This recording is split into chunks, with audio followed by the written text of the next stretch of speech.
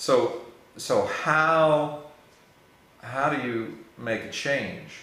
The first thing is you have to recognize it, and you can always recognize it in the other person.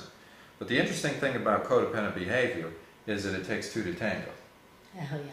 And, you know, so we get in these emotional binds in which one party is playing their role and the other party is playing their role. Well, the first thing that you see when you get it that there's something wrong, and you always know that there's something wrong when you have this kind of stuff going on, is you get it that the other person is acting out in some way. There's something wrong with them. They're defective.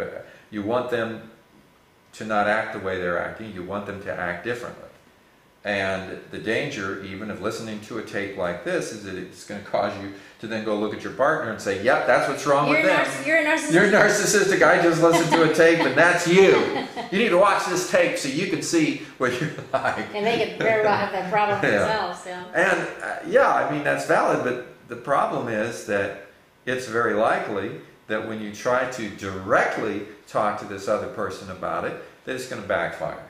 Because they're going to retaliate, they're going to react in a negative way. It's going to make it worse. Because in their defensiveness, once again, it's the threat.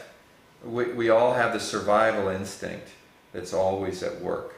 And the narcissistic individual, just like everybody else with an ego, which is pretty much everybody on the planet, when they're attacked, whatever you are identified with, when that thing is attacked, it's me who's being attacked. Mm-hmm. So if you start to criticize my behavior and I identify with my behavior, then it's like you're attacking me. Now the reality is that is nothing more than you being a human doing rather than a human being, because we understand that who you really are transcends what you do. What you do is not who you are. But as long as you identify with what you do, you continually perpetuate those behaviors because you protect them when they're threatened. So if anybody tries to give you a suggestion to say how, if you could change this behavior, it would be so much nicer, you take it as a threat because you're attacking me. That's my behavior you're talking about, and let me tell you why my behavior is right and why you're wrong. If anybody needs to change their behavior, it's you. Yeah. And here you are, you innocently were trying to correct the situation, but yeah, it backfired on you. That's true, and I think that the person who lives with a narcissistic individual, the one who everything is about me, it's my way or the highway, if you live with someone like that, the codependent person has got somehow to come out and be stronger, be more brave. Not be, aggressively that way, but be strong enough to say, hey, look, not this time. Yeah. I'm going to do this, and you're going to do that. That's fine, but I'm going to do this. Right. And if the person throws himself on the floor or herself on the floor and kicks her feet and screams and cries and threatens and blows up like a big blowfish, so be it. Yeah. Yeah. There has got to be that strength in the codependent person. Right. Because if there isn't, they will be shredded down to nothing. Yeah. They will be invisible. And part of this is we all need a strategy for what we're trying to accomplish in terms of personal growth, whatever you want to call it. And if your strategy is completely bound up in changing another person, you have a faulty strategy. Your strategy has to be in fixing you. Your strategy has to be looking at your own it has to be, how can I see my own behavior in a more clear way and alter my behavior in order to bring more light. We talk about enlightenment sometimes. Well, enlightenment happens, for instance, if you have a dark house, all the windows are closed, boarded up, whatever, it's completely dark inside, you have to turn the lights on to see any ray of light at all. And you say, okay, I'd like to enlighten my house. Well, how do you enlighten the house? Well, first you take the boards off the windows, maybe you install some skylights, you do all kinds of things in order to... Yeah, you want to... Darkness is not a thing, it's the absence of light. And so we find why the light is being obscured.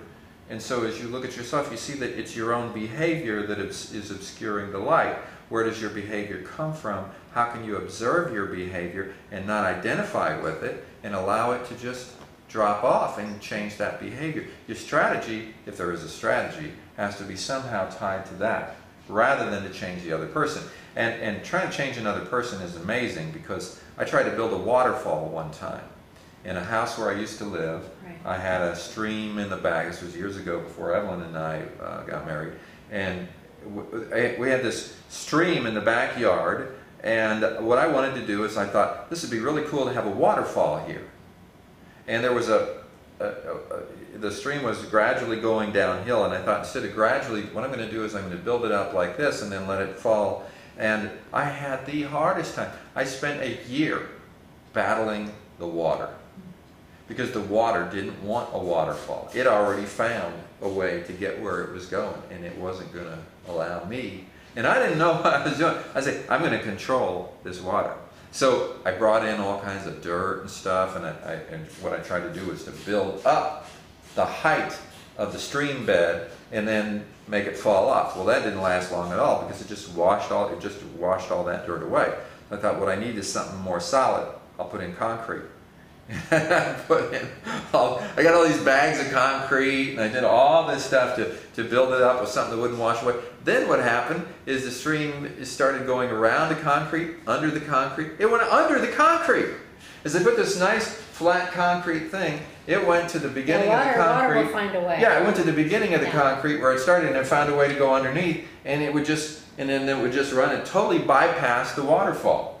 When I first created it, the water actually went over the top, and then I would go to bed. You see, but when I would go to bed, the water didn't go to bed. The water was working all night long.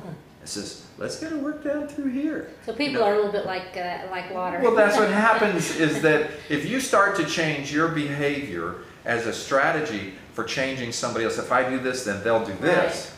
Then what's going to happen is, just like the water finds the path of least resistance, you are trying to create a path of least resistance, saying, I want the water to come here and then drop down. You think that you're doing a great job of creating that. No, not at all. The water is reacting to all the things that you're doing, and it's finding its own path of least resistance, not even logical to you. Your logic is not the logic of another person. And so all of a sudden what happens is, you had this codependent relationship that was not fun, it didn't build love, but now things are getting worse. The reason they're getting worse is that at least you got used to the homeostasis of how things were. Everybody knew their role and everything, but now you're changing your role. That's threatening the other person. You're resisting them. They're seeing it as a threat. So all love is lost. Well, all love is I don't know, but it's getting worse. In other words, it doesn't work. That's true. That strategy doesn't work. That's true, but it's unfortunate, because at the bottom of it all love is lost. All love is lost, and that is so very sad, because there's a possibility. I maintain that it's possible for people to really love, Yeah. And I think when there's that type of manipulation of the whole ambiance of the situation, if there's that type of manipulation, it's so sad, because all love is basically lost. So this ignorance, this grand ignorance that you're describing, we're not water, really. We're people. We can think. Unfortunately, we think too much, and we're great at manipulating our way around things to make, ultimately, us be right. The narcissistic individual is going to be right one way or the other, at their own great loss, and at the loss of the family, at the loss of the relationship, at the loss of the job, whoever is connected with them, there's going to be great loss eventually. And they end up being really alone. Isn't that Greek, the narcissistic young man who looked at himself? Narcissus. Yes, Narcissus, thank you. He actually fell in love with himself. Right. And he died longing for himself. There was Right. no one else around. He was completely alone. And this is what the narcissistic individual ends up ultimately alone. So Yeah.